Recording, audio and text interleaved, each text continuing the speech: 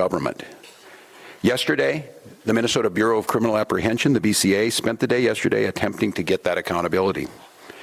We have learned that the Trump administration has now denied the state that ability to participate in the investigation. And I just want to make this as clear as possible to everyone. Minnesota must be part of this investigation. These are nonpartisan career professionals that have spent years building the trust of the community. There's a BCA Force Investigations Unit that was created by the legislature, by the people of Minnesota, to provide an independent, consistent, and trusted mechanism for investigating the use of force incidents involving law enforcement officers. Minnesota has seen our share of these. And what you've seen is, and I have witnessed it during my time, that these professionals have risen to the moment. They are trusted by people. People who are not by inclination trusting of law enforcement or government have come to see the professionals at the BCA as true arbitrators that can get them justice. The unit is the result of years of scrutiny, public engagement, and bipartisan legislative action. Minnesotans have made it clear time and again they expect transparency through this process where a police officer uses deadly force. The BCA Commissioner, Superintendent Evans, have earned that trust by delivering on that expectation. I think it's clear to everyone as they saw this that it feels now that Minnesota has been taken out of the investigation. It feels very, very difficult that we will get a fair outcome. And I say that only because people in positions of power have already passed judgment, from the president to the vice president to Kristi Noem, have stood and told you things that are verifiably false, verifiably inaccurate. They have determined the character of a 37-year-old mom that they didn't even know, don't know. They've determined that the actions are done. I don't know. I've not used inflammatory terms of what happened. I've asked us to find the answers. The only way we find the answers is a thorough investigation by nonpartisan professionals. We've delivered that. We've been able to do it. We've earned the trust. And when I say that, the trust of BCA, and I tell Minnesotans the trust of law enforcement here. Everyone knows, globally, certainly here, that George Floyd, who was murdered a few blocks from this site, tore at the soul of who we were. But we healed, we built back trust. Chief Brian O'Hara came in and took one of the most difficult jobs in America of building back trust in the police force in Minneapolis after Derek Chauvin murdered George Floyd. And he's earned that. And he's level, and he's fair, and he's asking for that. And so, Minnesotans, I will continue to press that we be part of the investigation, that we do the investigation, so that Minnesotans can trust what the outcome is. I don't have a predetermined notion. Yes, I saw the video. Yes, I saw that. But a thorough investigation will see what happened before that. It will take all factors in, and it will come up with a fair and just conclusion. And we will accept that. Very, very difficult for Minnesotans to think in any way this is going to be fair when Kristi Noem was judge, jury, and basically executioner yesterday. That's very, very difficult to think that they were going to be fair. With that being said, Minnesotans, we've risen to the occasion so far, but it's going to get challenging. It's going to be challenging because I feel your anger. The human desire to lash out in this moment is very real. I can tell you that that is the wish of many people, that they fulfill the wish they want to see us turn on one another, turn towards violence rather than peaceful reconciliation, rather than peaceful civil disobedience. And we have to do our best to not play into that. I say this too when I saw yesterday some of the anger, whether it's Minneapolis Police, Minnesota State Patrol, Hennepin County Sheriff's Office, Minnesota National Guard. They are there to protect and serve, as it said. They are there to protect Minnesotans. Throwing your anger at them only inflames this situation. And I know some of you were up at the Whipple building this morning, and to the press who are here, I saw some of this myself. Thank you. continue to have access to every single space, continue to cover this story, continue to show the world what's out there. I will say it where our president won't. The press are the defenders of our democracy. You need to be there. But I also tell folks, protect our Minnesotans who are out there and don't turn the anger to them. This is a brazen use of force. They want us to bend the knee. They want us to capitulate. The way we give them what they want is allow them to use this as an excuse to put more troops on the ground. Use them as an excuse to show that these are violent protests. And I also witnessed what I think is going to be a pattern over the next few days and the coming hours, is I saw an individual show up there with the intent to antagonize folks who were peacefully protesting, with a bullhorn to scream at them. And again, the desire to move on that individual is exactly what they want, because our respect for the First Amendment means we will expect and respect all opinions. If this individual is there expressing support for ICE, that's their constitutional right to do so, and they need to be protected. Don't allow that to be a catalyst to create violence. We believe in states' rights. We believe the federal government needs to stay out of this. We believe that the situation has gotten worse and less safe because of their presence. And I will just say there were two incidents yesterday I saw after this that just tore at my soul. I saw an individual at the scene identify themselves as medical personnel, a physician, and asked to provide aid, and an ICE agent said, "I do not care." That lack of humanity was chilling to me. And after this incident happened, and after the tensions rose, ICE agents entered a Minnesota school, causing disruptions at that school. I can't say this strongly enough as governor, as a parent, as a teacher, to our elected representatives, Democrats and Republicans. I beg you, I implore you to tell them to stay out of our schools. This tragedy will be magnified 100-fold if this fight moves into the hallways of our public schools amongst our youth. And they're watching us. They're watching us now, how we respond. So I've got a few simple asks. Let us, the professionals, handle this on Minnesota soil, this investigation. De-escalate this situation by removing yourselves from this situation with these 2,000 agents that were put here. And above all else, stay out of our schools. I'd like to ask you to care, but that might be a step too far for some people. But I know Minnesotans care. So we'll protest peacefully. We will win in courts. We will certainly win in the defense of our democracy, because the American people see what's happening here. But the way that we don't win and the way that we lose, if this turns towards violence and allows them to escalate. It cannot happen. So I ask the grass-top leaders out there, the faith leaders, the folks who are on the streets, and in many times the true leaders are not the elected officials. They're the folks on the ground. I beg you, implore you, follow those words of the leaders we've had. I had the privilege of serving with John Lewis, and John talked about good trouble. I'm not telling you not to find good trouble, but I asked John many times, I said, John, I don't know if I'd have your self-restraint. Didn't you want to lash out? He said, yes, daily. But he said, I wanted to win this. I wanted to do what's right, and I wanted justice to prevail. And to do that, I knew the only way was to not lash out, to not give in to that. So to each and every one of you, we're not going to win this through violence. We're going to win it through justice. We're going to win it through compassion. We're going to win it through Minnesota Nice, and we're going to win it by holding every one of these people accountable, as they should, for what we've seen on the streets of Minneapolis. With that, I'm going to turn to Commissioner Jacobson to give you a situation update. Thank you, Governor. Again, I'm Bob Jacobson, and it is my honor to serve as the Commissioner of Public Safety. First of all, again, I want to express my sincere condolences to the loved ones of Renee Nicole Good. Someone has lost their life, and that is not something that anyone takes lightly. Minnesotans came out yesterday to express their grief, their frustration, and their anger at this terrible tragedy. I expect that they will continue to come out today.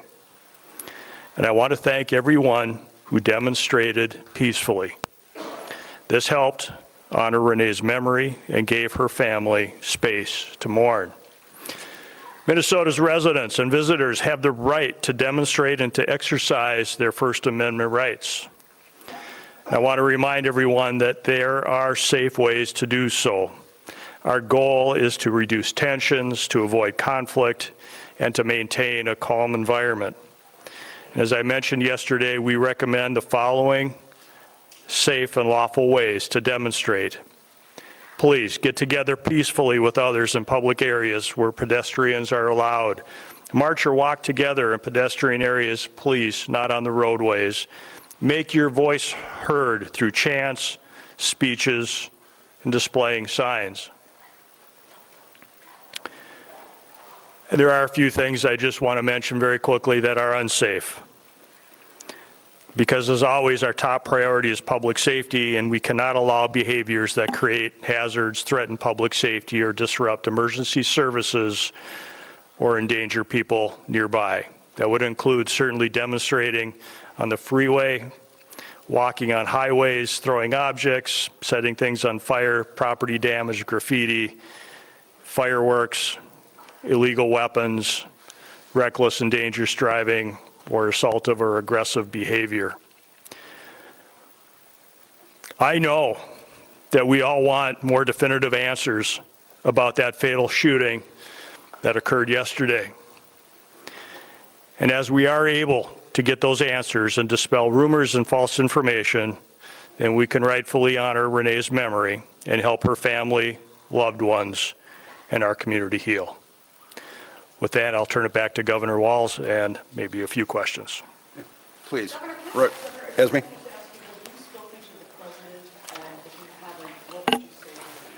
I have not. As I said yesterday, I did speak to Secretary Noem and received a lot of talking points. I will note that I asked Secretary Noem how she would have felt if President Biden had sent 2,000 troops into Rapid City, South Dakota, and she said she would have welcomed them.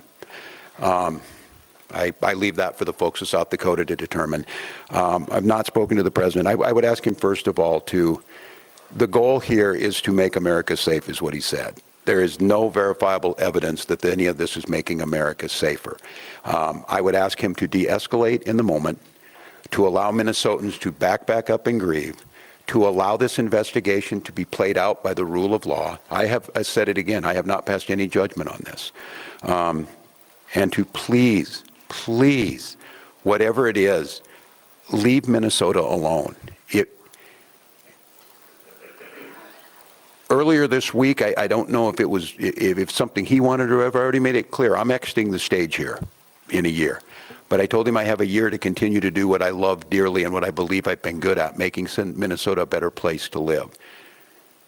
The number of calls we got today of parents asking if they should send their kids to school or not. Minneapolis had to make what I believe was the absolute correct decision to cancel school. We have students out of learning today.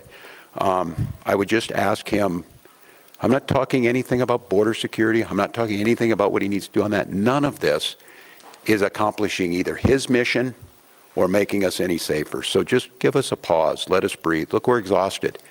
We're exhausted as Minnesotans. We're exhausted as Americans. And this relentless assault on Minnesota, for whatever reason, is just cruel now. It has reached cruelness. So please, just give us a break. And if it's me, you're already getting what you want. But leave my people alone. Leave our state alone. And look again and see what's happening. It's not me saying it. You're hearing it from many others. So that's what I would say. Governor Walz, is there anything stopping state and local law enforcement from conducting an independent investigation into this, even if the federal government does not want to have you have a joint investigation? So, great question. We have asked for cooperation from the federal government. We were invited in to do a joint investigation on this initially. We continue to work with the federal government all the time on joint investigations. This is not something new, whether it be with the FBI or other federal law enforcement agencies, so we are accustomed to doing joint investigations. As the governor has mentioned, our Force Investigative Unit within the BCA has a stellar reputation for doing quality investigations, for finding the answers to the questions that people have. There are so many questions out there that I know the public has from watching what's been shown on social media and regular media. And the goal for me would be to provide an investigation, preferably in tandem with the Federal Bureau of Investigation, because we work with them all the time, and they do have all the evidence and the original investigative notes and reports. We have none of that. They have shared none of that with us. We would welcome the opportunity to jump back in, to do that investigation, use our high-quality investigators from the BCA to be able to do that with them, to find the answers that the public deserves. Without any of that information, or without any of that assistance from the FBI or the federal government, we would be at a loss to be able to initiate and conduct a thorough investigation. For us to be able to do that, it would be extremely difficult, if not impossible, without cooperation from the federal government. How difficult would it be to file state charges without the cooperation of the FBI? To be able to file state charges, we would need, again, a full investigation, which would include the opportunity to have been at the crime scene, to have had the opportunity to take a look at all the video and evidence that the FBI would have in their possession. I don't make any prejudgments about what happened yesterday. We can all see what we want to see on the videos and what we have seen in the media. That doesn't mean none of us, I will not, as a public safety professional, jump to any conclusions as to who is at fault in this. What I will say, though, is that unless we do that thorough investigation, unless we have access to all of that evidence, unless we have access to the agents that were involved in that, to any witnesses, without any of that, we would not be able to put together a quality investigation for any prosecutor to be able to make a determination as to whether or not someone should be charged with a crime. Can I ask I'm going to note on this, too, that no one less than Tom Holman yesterday said it would be unprofessional to pass judgment ahead of time. Now, the disconnect between what Tom Holman said and Kristi Noem said needs to be rectified by the federal government. I will note, too, this is a question I asked, not being an attorney of my team, and it will go to the family, that there will certainly be civil cases filed on this, and those will be filed in Minnesota court and be held in court. Corn? What is standard operating procedure when a federal agent of any kind in Minnesota shot and killed somebody, a civilian? Are you usually involved? Is there usually a joint investigation? Generally, if there is any investigation involving use by a federal officer, generally the federal government, federal officials will lead that investigation. We have participated in numerous investigations in the past. It is very infrequent where there's a use of force by a law enforcement officer, federal law enforcement officer, but we have worked jointly and shared information in previous investigations. I'd like to say, I'm going to add on this. I'm going to say, if you truly wanted to de-escalate this situation, the logical conclusion would be to follow that procedure and allow Minnesota to participate. And that's where we started yesterday, and it's one of the reasons I came out here, and I'm not going to criticize that because that was the proper process, and I'm going to have to talk to Minnesotans to try, and it's a very difficult task. I think we all know what can happen here, to calmly wait until all the facts come out.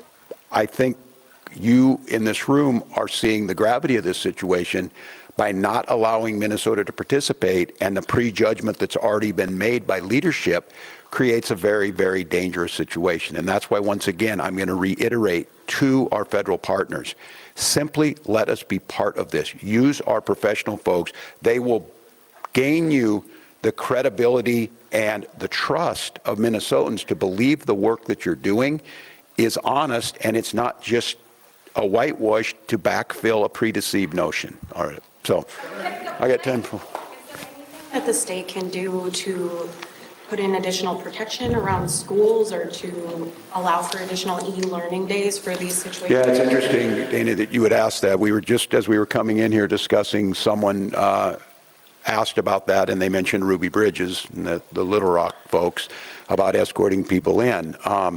We have not determined that yet, but it is a situation that we're going to have to explore. As I said, again, the thing that cut me deeply was watching what happened in our schools and the chaos. And I was on with Commissioner Jett this morning as he's talking to folks from St. Cloud to Duluth about what they think about today. Should we be in classes today and tomorrow in those schools, or does it pose a potential risk? And so we're trying to figure that out. I think many of the things and the lessons we learned during COVID is local communities and local schools being able to make some of these decisions in the long run probably gets us better outcomes, but we are deeply concerned with that.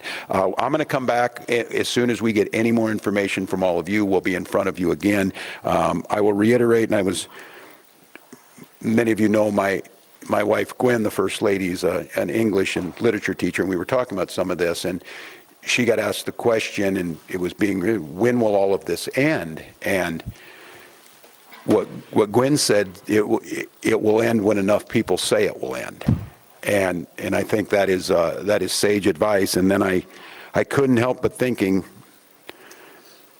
and it scares me a little bit. I heard those words. We remembered, many of us in here in sophomore, and we read it, that the party told you to reject the evidence of your eyes and ears. It was their final, most important directive. It certainly feels like that in this moment, and so I want Minnesotans to not believe that I'm telling you not to be angry, not to be scared, not to be feeling a little bit hopeless in this moment. But I would also say this, and I saw it last night, I saw it during George Floyd, I've seen it throughout our history. When things looked really bleak, it was Minnesota's first that held that line for the nation. On that July 3rd, 1863. And I think now we may be in that moment that the nation's looking to us to hold the line on democracy, to hold the line on decency, to hold the line on accountability, and more than that, to rise up as neighbors and simply say, we can look out for one another. We can have differences. But we've proved to the world going on 250 years that our democracy could hold. It feels to me like we're at one of those inflection points, that simply asking our government to give us accountability, listen to local leaders, ratchet down the rhetoric, let people feel safe in their person, and let's let our kids go to school without fear. Let's let our kids go to school knowing that tomorrow could be a little better day. And so we're going to work on that. I'll leave you with this, and I'm not sure when we'll get in front of you next, but to Minnesotans, again, just one last time, don't give them what they want. Don't give them the unrest that they want. Don't give in to allowing them to bring more folks in here. Don't allow them to expand this somewhere else. Rise up, wrap your arms around your neighbors, peacefully express your First Amendment and your constitutional rights, and let's start healing, get some answers, and move Minnesota forward. Thank you. You have been listening to Governor Walz there in the state of Minnesota speaking after a 37-year-old woman was killed in that ICE-involved shooting just about 24 hours ago. You heard the governor there lay out his concerns about the investigation now being led by the FBI moving forward, saying that the state has now been cut out of any cooperation or involvement in that investigation into this shooting that has triggered, as you're seeing here, widespread demonstrations across the state of Minnesota. That's a live shot there from the air in Minneapolis. We've seen vigils throughout the course of the last 18 or 20 hours as well. I want to get to our Stephen Romo, who is there on the ground. He is near the shooting scene in Minneapolis. And Stephen, you heard the governor talk about his concerns for kids in school, with obviously Minneapolis having called off school today, he says, and then the situation on the ground, continued calls for calm. The governor says Minnesotans have met the moment, but he is clearly frustrated, invoking Orwell in these remarks and more. Yeah, he certainly has. And some of what we heard from Governor Walz, I've heard echoed from people out in Minneapolis today. The idea that the Trump administration has seemed to already have decided what happened before an investigation was complete. We heard that frustration from Governor Walz, and people here protesting as well, that they've seen that video or these different angles of the video and have already come to a conclusion. And that has sparked a lot of frustration. We've heard different messages from local leaders that we have from federal leaders investigators. Clearly, we heard Governor Walz say that Kristi Noem was basically judge, jury, and executioner yesterday. Some very strong words there. And that same sentiments being echoed here. Protesters, as Governor Walz has asked for, have remained calm. They're chanting right now. They have continued to chant, but things have been fairly peaceful in the neighborhood where it's happened. But we know there are more protests to come. Hallie? Stephen Romo, thank you very much for that. I want to get right to our Julia Ainsley, our senior Homeland Security correspondent. And Julia, I understand you have new reporting now on the officer who fired the gun. That's right. So we don't have the name of the officer yet, but I have been told to look at, and I have in front of me now, details of an incident that the DHS is now saying this officer was involved in June. It was also in Minnesota. It was in Bloomington, Minnesota, when ICE was targeting someone who they said was a convicted sex offender. They were going after this man. This officer, the same officer who fired the shots in this incident yesterday, broke the back window of the car of the target of this man, and then the man went into drive and dragged this officer more than 50 yards. And so this person was later brought up on those charges, and we have the charges. We're going through them now, Hallie. This just came in, so still getting more details. But this, of course, is what Kristi Noem was referencing in her press conference, where she says that this officer previously had an incident involving a vehicle. Now, of course, that doesn't necessarily justify or excuse or explain why his behavior may have been to pull the trigger in the position yesterday, but it does inform what that officer's experience was. It also tells us he's operated in Minnesota in the past. This could be his local area of jurisdiction. As we know, they brought in 2,000 officers from field offices around the country just this Sunday. But based on the fact he was operating in Minnesota in June, this may be his jurisdiction. We also know he's experienced. He's not part of the surge that ICE has done just in the last 6 months to bring in 10,000 new officers when they cut a lot of the mandatory training back. They went from a 13-week program to a 6 to 8 week program. This is someone who's been with ICE for a long time, but he was previously dragged more than 50 yards just in June of last year, Hallie. And this is, again, you make the point, Julia, hang with me for a second here, that Secretary Noem had referenced this. She talked about, in fact, what she has described as a surge and what she described as vehicle rammings or these vehicle-involved incidents with demonstrators, protesters gathering near the site of some of these ICE operations. Let me ask you this, and I know you're still looking through the charges, so if you don't know the answer, just let me know. The individual who was behind the wheel in that June incident, Julia, was that person charged with domestic terrorism? That was something that came up frequently over the course of the last day. That is a great question, Hallie, and when we find out, I will let you know. It does seem that he was charged at least with assault of a federal officer, but that's a great question to be asking. And again, when Noem talks about how this has increased, these incidents of assaults on officers involving vehicles, there's also been an increase in ICE officers approaching people in vehicles, especially people who are U.S. citizens, people who are in traffic stops. We see traffic stops in cities across the country now where ICE is now checking IDs of people who were just on their way to work. So there are more ICE operations involving vehicles than we previously saw in other administrations. Julie, I'm going to let you go back to looking through those documents, talking with your sources. Come back. I know you're staying at your camera. Let me just tell people what we're seeing on the left side of our screen as we bring in Tom Winter, who I want to talk to in a second here. This is one of the demonstrations that we have seen pop up over the course of the last day, including overnight. We've seen vigils. We've seen singing. In this instance, it's a gathering of people. This is a live shot here. Again, you're looking live at this from our station in Minneapolis, CARE, their helicopter now above the scene. And you can see people, some of them holding signs there. Let me bring in Tom now, because, Tom, one of the things that you heard from both the governor, the head of public safety in Minnesota, was immense frustration that they are not a part of, that they are, in their words, being cut out of this federal investigation led by the FBI into this officer-involved shooting. Now, the Minnesota officials say that that is not the norm when this has happened in the past. Can you give us a reality check on that? Yeah, sure, Hallie. So Governor Tim Walz saying Minnesota must be part of the investigation. That's a quote.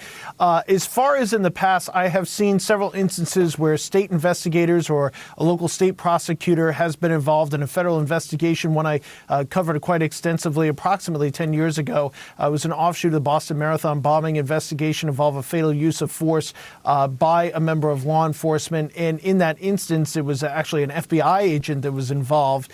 And state prosecutors investigators, and because of the different rules that different agencies have, we're actually able to publish quite a comprehensive public report that put to rest some of the rumors and misinformation that might have been out there at the time, provided some answers to some questions, and that's something that it is possible that we could have had here had state investigators been involved. It is also possible, and this is a statement that the BCA, the Bureau of Criminal Apprehension, Minnesota, kind of the statewide investigative body that has a what is referred to in law enforcement circles as a shooting team, basically a team that investigates solely officer-involved shooting incidents, this being one of them.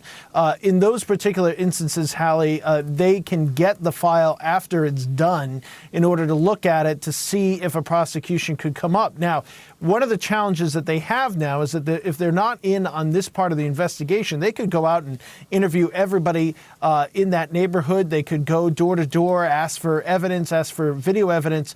But in order to conduct a complete investigation, they really need the vehicle, they need the ballistics, and they need other information and perhaps statements from some of the ICE officers that were there on the scene or other ICE agents. And if they don't have that, they really can't conduct a comprehensive investigation. So that's what they're referring to there. Minnesota law is different than the federal guidelines for DHS when it comes to deadly use of force. There's a word, reasonable, which is included in the DHS deadly use of force. It is different in Minnesota. It's a little bit stricter. So that could be something that comes into play. I think this is going to be really a test for the Minneapolis FBI office in the course of this investigation. It is one of the largest by geography field offices of the FBI in the country. So they're going to have to take a hard look at this as far as the information that comes up in the course of their investigation. And then Hallie, will we see the results of that investigation? It remains an open question at this hour. Tom, as you've been speaking, we're showing not just on the left side of your screen that demonstration, and I want to be clear where that is. You see those flowers that have been assembled there near either, I think it's a lamppost or a tree. That is near the scene of the shooting. On the right side of your screen, that's the White House briefing room, and that is because any minute now, we expected it to start at 1 p.m., we should hear from the White House Press Secretary Caroline Leavitt and Vice President J.D. Vance. Leavitt said that Vance will be joining her for this briefing at 1. So again, any minute we expect that to begin. We've got our team, our White House team, in the room for that. Julie, I want to go back to you here and picking up on something Tom referenced and that the governor talked about rather extensively, this issue of what happens at schools here. The governor, in answer to a question that was kind of tough to hear, that I assume was about the possibility of escorting kids to schools, referenced Ruby Bridges, of course, escorted by the National Guard decades ago. This question around kids heading to school, their safety, the governor was very clear he doesn't want ICE in schools. And that's coming after word of another operation near a school after this ICE-involved shooting in Minneapolis yesterday. And I want to get back to you also, Hallie, on your question previously. The man who dragged this officer yesterday, now we're hearing more than 100 yards, swerving around to try to shake him off, was charged with assault of a federal officer, not domestic terrorism. That was a good question. Wanted to get you that answer. What you asked about the schools is the same question I asked Acting ICE Director Todd Lyons just before the school year started. This was when ICE was very prevalent in D.C. I told him, I have a kindergartner starting at school that day. Is there anything you can say to guarantee that ICE will not go into public schools in D.C. or around the country? And he could not give me a straight answer. What he said is that they reserve going into schools in times if they are basically targeting someone, that they're not going to do sweeps inside of schools. That doesn't mean they won't arrest parents dropping off children. We saw that in May in Charlotte, North Carolina. We've seen it outside schools in Los Angeles and in Chicago. And we also know that there have been teachers, daycare workers who have been arrested in there. There was a daycare worker arrested in her place of work. So it's not that schools have been obsolete. And just as soon as this administration took place a little over a year ago, Hallie, they rescinded a memo that previously prohibited ICE from going into schools, places of worship, and hospitals known as sensitive locations, and said that basically they could now go in there if they needed to. Lyons was clear, though, that they aren't doing sweeps like they would do in a neighborhood or a Home Depot parking lot in a school, trying to assure them that schools are still considered safe places. He also said that sometimes they need to go into schools if there is a child that crossed the border unaccompanied and they have since been unaccounted for once they've been placed with a U.S. sponsor. He said that's really much more of a welfare check and something that he very much deeply felt that ICE did need to have the right to do, to go into schools to check on the whereabouts of those children that may have fallen off the radar of U.S. officials who are trying to check in on their welfare. But as far as schools go, this is a big reason why we see a lot of community activism around schools. People will often wait by bus stops. We see brigades of parents who are taking children to school if the parents are not feeling comfortable leaving their own home to take their kids to school. And that is exactly what we were told was happening just yesterday in Minneapolis before this incident took place, that they were nearby a school and you heard those whistles. People were trying to alert people in the area and people who might be going to school that ICE was around, Hallie. Julia, stay with us here as we're staying in our live coverage. And I want to remind folks at any minute we expect to see Vice President Vance take to the microphone there at the White House inside the briefing room. Kind of unexpected, candidly. We heard this morning that he would be showing up and speaking. He has been active, of course, online, talking about this, defending the administration and specifically the ICE agents' response in Minneapolis. And as we talk, I want to bring back in Tom Winter, too, because Tom, Secretary Noem also defended the way that this investigation is proceeding. And she has said that she is frustrated with the way that Minnesota, she says, and officials in Minneapolis have not been cooperative with some of these ICE operations, including this most recent search. That's right. That's something that the Department of Homeland Security has questions and complaints about in a number of cities, not exclusive to Minneapolis, New York being one of them. There was a question that came up in the course of that press conference, Hallie, that I thought was quite interesting. He's a competitor of mine, but I thought it was really sharp. And it's a question I've had, which is, will the Department of Homeland Security review the publicity that surrounds their actions in these cities? And one of the things that's been a little bit surprising to me, I don't cover ICE, I don't cover parts of the DHS, I'm more focused on other law enforcement agencies, but in looking at this in its totality, when we talk about the interaction, to your question, between local policing, FBI, DHS, ICE, all the components here, you would not see a circumstance where the FBI in New York or its leaders, there would be a leak of somehow saying, today we're going to go after the mafia in New York and we're going to surge agents to these places. You would not see in other cities a local police department say, today we're going after all drug dealers or we're going to surge a presence for the next several weeks. Now, to be clear, it's not always that DHS is blasting out on social media, oh, we're coming to Minneapolis in the coming couple of days, but they have talked at different points about surging about it. It's information that has definitely gotten out to reporters as far as the amount of agents that are there. And today, the DHS secretary, in response to that question, says, look, we don't put out that type of information in advance, but then later said at a different point in that press conference that she reserves the right to send more agents and more officers from ICE to Minneapolis. So when you're conducting these types of law enforcement operations in the middle of the day, in broad daylight, it does make it easy for individuals to intercede, and it certainly ratchets up the temperature. So there are questions in law enforcement circles today as to whether or not DHS should reconsider and ICE should reconsider the way that they roll out these enforcement and removal operations. Should this be done more covertly? Should these operations be done in a manner or in a fashion where they're more targeted? Because when you see these types of scenarios where ICE is out in the community, is it safe for the ICE officers to be so blatant and out in the open? And then you create potential flashpoints, the likes of which we've seen yesterday. So it is definitely a question. Julia referenced the car stops that we've seen in other cities. You both have been talking about the enforcement and removal operations that could happen with schools. And so I think those are all questions that people have when you do law enforcement operations in the open like that. It does create the potential for issues with the public, and that obviously can lead to officer safety issues. It can lead to safety issues for the public. So I think that's something that remains watching here in the coming weeks and days after this incident in Minneapolis. Will there be a change in the way that ICE conducts these operations? Tom Winter, thank you. Let me go back to Minneapolis here, where Stephen Romo is on the ground near the scene of that shooting. And Stephen, I know we're learning more about the woman who was killed here, 37-year-old Renee Good. Yeah, we are, Hallie. We know that the Minneapolis City Council described Good as a resident who was caring for her neighbors when she was killed. Her mother actually also spoke to the Minnesota Star Tribune, Donna Ganger, and she called her daughter one of the kindest people I've ever known. Something that we heard from Governor Walz in that press conference was he said that Good's character has been decided by people who do not know her. I've heard that same sentiment echoed from people in Minneapolis today, saying that it didn't seem like she was an agitator. It didn't seem like she was doing anything aggressive. Of course, judging just by that video that we've seen of the tragic shooting that ended her life.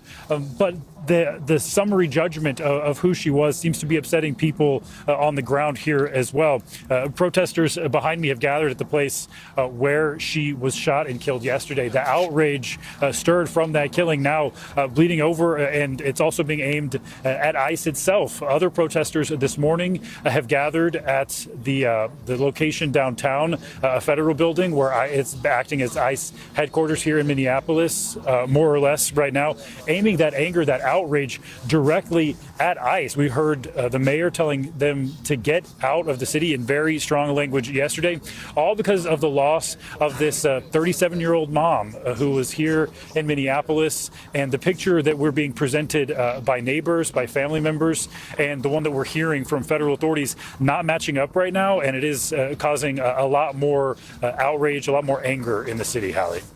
Stephen, thank you. Julia, let me go back to you, because as Stephen talks about the moment and the sort of tension and the feeling in Minneapolis right now, there's a question mark around a potential surge of more federal agents, specifically from Border Patrol. You have made note of the presence of Greg Bovino. Explain that and why that's relevant here to what could happen in Minneapolis in the hours ahead.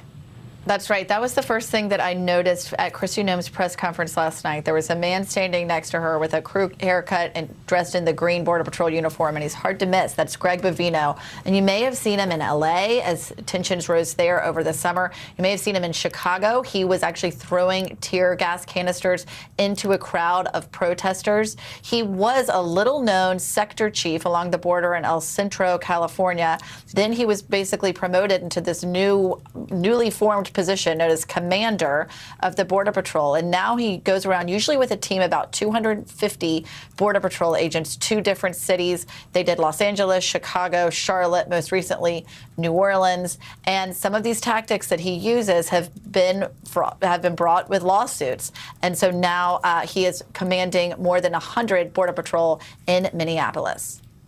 Julia Ainsley, thank you. Let me take you back to the White House here, where our White House correspondent Monica Alba is joining us. And Monica, we know that the vice president is going to be in the briefing room here, taking questions from reporters alongside the press secretary, right?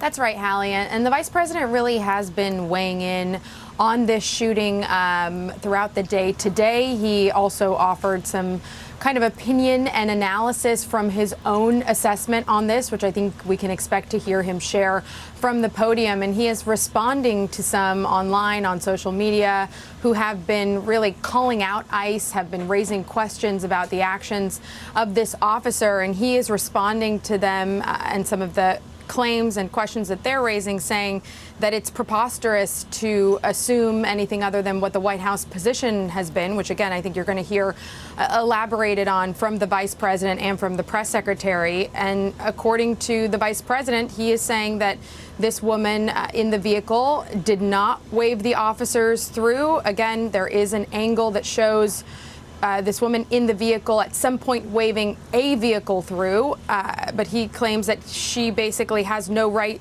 to do so, even if that is what she was doing. Again, these are the vice president's own words, and that he argues she's waving another car through before the officers approach her car. So I think the vice president is going to be sharing a lot of his own, again, assessment on this. But the real question that we have, Hallie, is what he's basing that off of, if there's additional information that's been shared with the administration that hasn't been made public that we would all like to know. Great point, Monica. Great questions all. Thank you very much. Our Kelly O'Donnell in the room and may have an opportunity to get questions to the vice president, to the press secretary. We are going to bring that to you live when it begins. There's been a bit of a delay, but for now, stick with us on NBC News for our continuing coverage right here and on NBCnews.com. I'm Hallie Jackson. Thanks for being with us. We'll see you soon.